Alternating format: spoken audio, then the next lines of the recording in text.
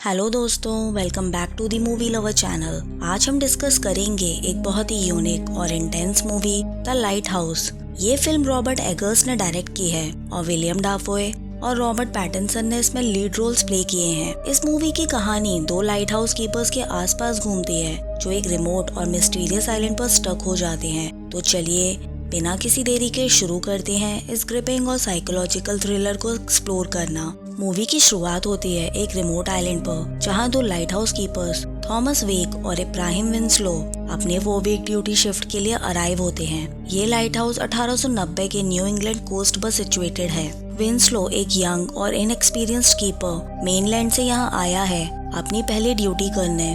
Thomas wake on the other hand एक पुराना और एक्सपीरियंस्ड लाइट हाउस कीपर है जो पहले से ही यहाँ काम कर रहा है। जब वो दोनों आइलैंड पर पहुँचते हैं तो हम देखते हैं कि आइलैंड बिल्कुल आइसोलेटेड और हार्श एनवायरनमेंट से घिरा हुआ है। आइलैंड का माहौल बहुत ही रग्ड और इनहॉस्पिटेबल है और ये जगह कभी कभी बिल्कुल एयरी और मेंसिंग लगती है। विंसलो का काम मोस्टली मैनुअल लेबर का होता है, जैसे कि कोल कैरी करना, लाइट हाउस की सफाई करना और मशीनरी को मेंटेन करना। ये टास्क उसकी रूटीन ड्यूटीज में शामिल है जो कि लाइट हाउस के प्रॉपर फंक्शनिंग के लिए जरूरी है। शुरू में इन दोनों के बीच टेंशन और फ्रिक्शन होती है। वेक विंसलो को अपने स्ट्रिक्ट रूल्स और डिमांडिंग टास्क के साथ प्रेशराइज करता है। एक दिन विंसलो अपने रूम के फ्लोर में एक होल देखता है। जब वो इस होल के पास जाता है तब वहाँ उसे होल के थ्रू एक मरमेड का विजन दिखाई देता है जिसमें वो half human and half fish creature है। विंसलो से पहले एक पुराना लाइट हाउस कीपर काम करता था जिसका नाम फ्लैचर होता है। फ्लैचर के बारे में वेक ने विंसलो को बताया था। अब विंसलो फ्लैचर के बारे में और भी पता करने के लिए लाइट हाउस के रिकॉर्ड्स और लॉग्स को चेक करता है। इसमें फ्लैचर का नाम और कुछ डिटेल्स मिलती हैं जो उसकी पास्ट ड्यूटीज और एक्सपीरियंसेस के बारे में हिंट देती हैं। मूवी में ये हिंट दिया गया है कि फ्लैचर की डेथ का लिंक लाइट हाउस और वहाँ के सुपरनैचुरल एलिमेंट से है। वेक एक स्ट्रिक्ट और कंट्रोलिंग फिगर है। वो विंसलो को अपने रूल्स फॉलो करने और डिमांडिंग टास्क कंप्लीट करने के लिए प्रेशराइज करता है। एक रूम जो लाइट हाउस के टॉप पर होता है जो लांटेन रूम होता है, ये रूम में से वेक ही जाता था। वेक इस रूम में रेगुलरली जाता था। वो विंसलो को लांटेन रूम के अंदर बिल्कुल नहीं जाने देता था। वेक का लांटेन रूम के अंदर लाइट के साथ ऑब्सेशन और कनेक्शन है। ये लाइट वेक के कैरेक्टर के साइकोलॉजिकल एस्पेक्ट्स और सुपरनैचुरल बिलीव्स को रिफ्लेक्ट करती है। एक दिन विंसलो मौका पाकर लांटेन रूम को देखने की कोशिश भी करता है। वेक उसे हार्शली रोक लेता है। वेक का ये बिहेवियर अपनी कंट्रोल और अथॉरिटी को असर्ट करने के लिए होता है। विंसलो 4 हफ्ते के लिए लाइट हाउस पर काम करने आया था और इस दौरान एक सीगल उसे बार बार परेशान करती रहती है। सीगल लगातार जोर से चिल्लाती है जो विंसलो के काम और मेंटल पीस को डिस्टर्ब करती है। वो सीगल कभी कभी विंसलो पर डायरेक्टली अटैक भी करती है। विंसलो वेक को उस सीगल के बारे में भी बताता है। वो बोलता है कि ये सीगल उसकी जिंदगी का एक बैड लक का संकेत है और उसके साथ उसकी मेंटल स्टेट को भी डिस्टर्ब कर रही है। वेक विंसलो को वार्न करता है कि सीबर्ड्स को नुकसान नहीं पहुंचाना चाहिए। वेक का कहना है कि सीबर्ड्स बैड सीलर्स की आत्मा को रिप्रेजेंट करती है और इन्हें हार्म करना बैड लक हो सकता है। वेक इसे एक सुपरस्टिशियस बिलीफ के रूप में देखता है और विंसलो के इस एक्ट को एक सीरियस वार्निंग के तौर पर समझता है।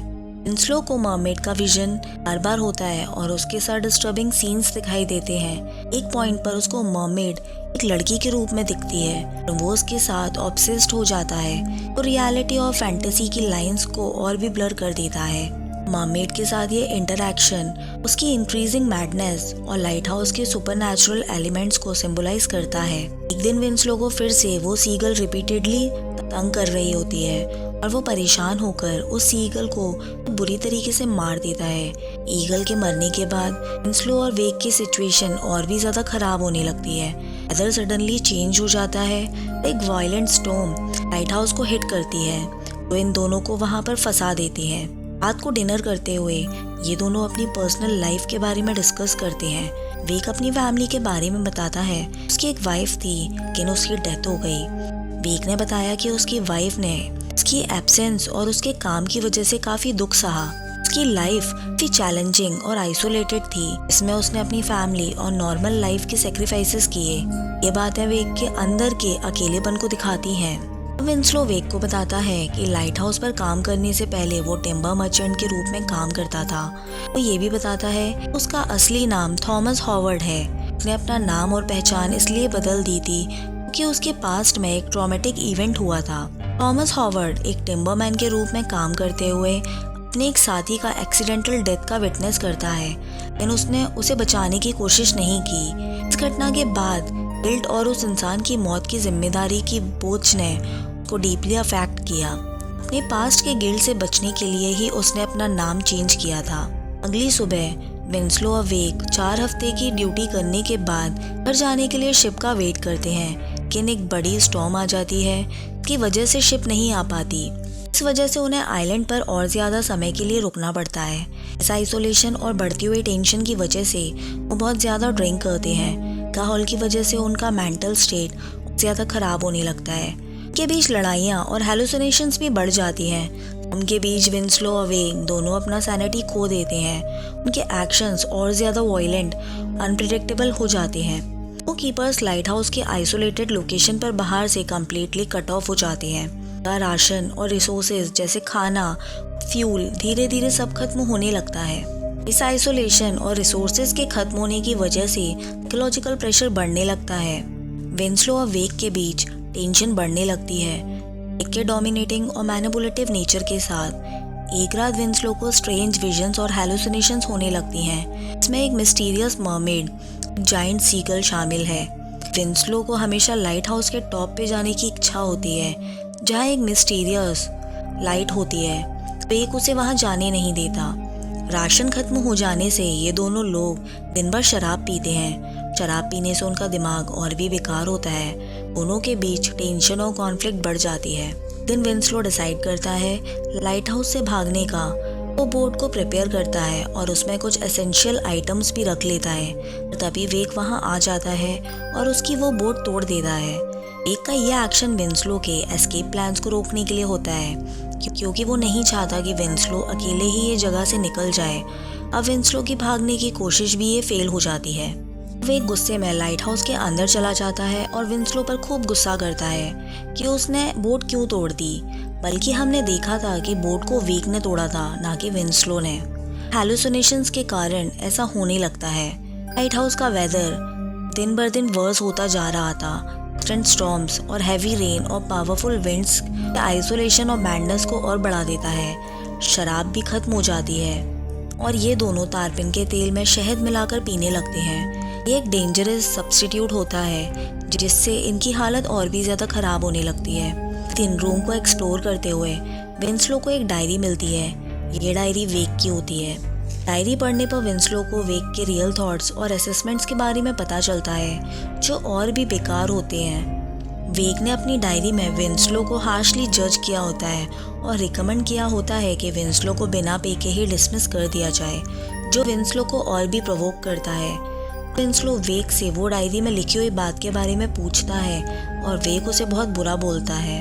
ये सब सुन विंस्लो वेक पर हमला करता है और उसे हराता है। तब उस मोमेंट में विंस्लो को वेक का चेहरा कुछ अजीब और डरावना नजर आता है। उसको लगता है जैसे वेक का चेहरा एक समुद्री मॉन्स्टर बन गया हो। ये विंस्लो की बिगड़ती मेंटल स्टेट और हेलुसिनेशंस को दिखाता है। विंस्लो वेक को बांध कर लाइट हाउस के कोर्टयार्ड में ले जाता है।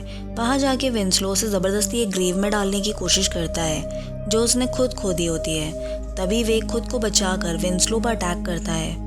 एंड में विंस्लो वेक को मार डालता है। विंस्लो लांटेन रूम में जाता है। वहाँ उसको लाइट हाउस की लाइट पर एक अजीब और डरावना नज़ारा दिखाई देता है। ये नज़ारा उसकी हेलुसिनेशंस और मेंटल ब्रेकडाउन को दिखाता है, जहाँ वो एक स्ट्रेंज लाइट और ब्लर्ड ह्यूमन फिगर्स को देखता है और वो इतना डिस्टर्ब और कंफ्यूज होता है कि वो सीढ़ियों से गिर जाता है और नीचे लैंड पर गिरता है। ये सीन उसकी पूरी तरह से टूटी हुई हालत को दिखाता है। मूवी का एंड में वो फुल्ली नेक्ड और बेहाल दिखाई देता है। उस वक्त उसकी एक आंख भी गायब होती है और वो हैवीली इंजर्ड होता है। एक डिस्टर्बिंग सीन में सीगल्स उसको अटैक कर रही होती हैं। सीगल्स उसके इंजर्ड स्टेट को सिंबलाइज करती हैं और उसकी अल्टीमेट डाउनफॉल को हाईलाइट करती हैं। और ये मूवी यहीं एंड हो जाती है। अब हम बात करते हैं लाइट हाउस मूवी के एंडिंग के बारे में। फिल्म की एंडिंग डेलिबरेटली डार्क है और उसे समझना थोड़ा चैलेंजिंग है। थॉमस वेक का कैरेक्टर माइथोलॉजिकल एलिमेंट से इंस्पायर्ड है। थॉमस वेक का बिहेवियर और डायलॉग ऐसे लगते हैं जैसे वो ट्राइटॉन हो, जो ग्रीक माइथोलॉजी का सी गॉड है। ट्राइटॉन समुंदर का गॉड होता है और सी क्रिएचर्स का रूलर होता है। वेक के कुछ एक्शंस और डायलॉग्स जैसे सी लेजेंड्स और गॉड्स के रेफरेंस में है। विंस्लो के हैलुसिनेशंस और फियर्स को रिफ्लेक्ट करते हैं। ये माइथोलॉजिकल रेफरेंस फिल्म के सररियल और डिस्टर्बिंग एटमॉस्फेयर को इन्हेंस करती है। एंडिंग ओपन एंडेड है और हमें नहीं दिखाया जाता कि विंस्लो का एग्जैक्ट फेट क्या होता है, और व्यूअर्स को अपने इंटरप्रिटेशन और कंक्लूजन ड्रॉ करने के लिए छोड़ दिया जाता है। कुछ hidden facts light house movie के बारे में। ये मूवी एक रियल इंसिडेंट से इंस्पायर्ड है, जिसे स्मॉल लाइट हाउस ट्रेजेडी 1801 के नाम से जाना जाता है। इस घटना में 2 लाइट हाउस कीपर्स एक जगह फंस गए थे और उनमें से एक की मौत हो गई थी। इस मूवी को एक पुराने ज़माने के स्टाइल में शूट किया गया था। ये ब्लैक एंड वाइट में शूट हुई थी। इसका फ्रेम साइज भी पुरानी साइलेंट मूवीज़ जैसा है, जिससे इस मूवी को एक अलग और पुराना लुक मिलता है। मूवी में कई माइथोलॉजिकल और सिंबलाइज एलिमेंट्स हैं, जैसे Greek mythology references. Light house और दूसरे बिल्डिंग्स को कनाडा के केप फॉर्च्यू एरिया में बनाया गया था। ये थी कुछ इंटरेस्टिंग फैक्ट्स। अगर आपको वीडियो अच्छी लगे तो शेयर ज़रूर करें और चैनल को सब्सक्राइब करना ना भूलें। Thank you.